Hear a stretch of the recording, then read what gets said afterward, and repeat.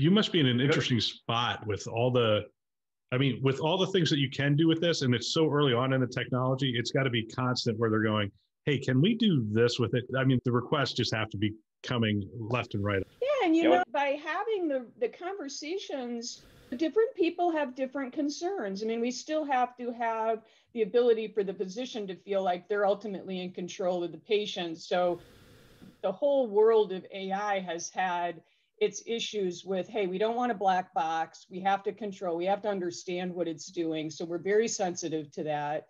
We also are very sensitive to not wanting anybody to feel uncomfortable in these settings, patient or physician, in terms of what is happening in the background.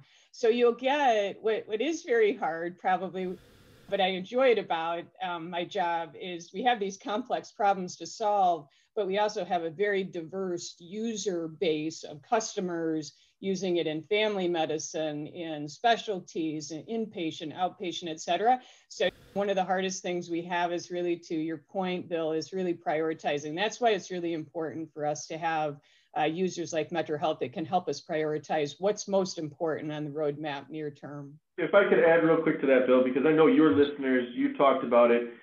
I personally don't like the word disruptor, because disruptor, especially in healthcare, when somebody hears a technology that's a disruptor to healthcare, people think of, well, now it's going to change, you're going to force change on me.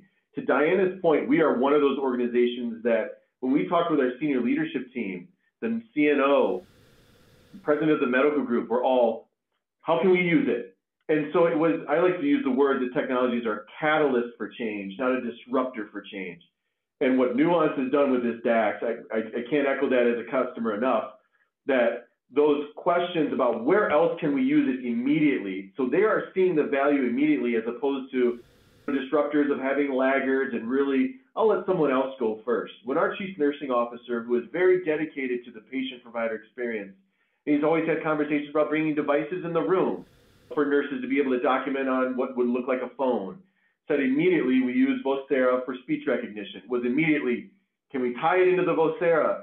So then when our nurses are talking with our patients about what they're doing today, it can also just do that charting so they can just move on to the next patient and focus more. And that's where Diane and her team have been in open arms of going, if you guys want to do it, let's do it. And we're an organization that wants to be at the forefront of that.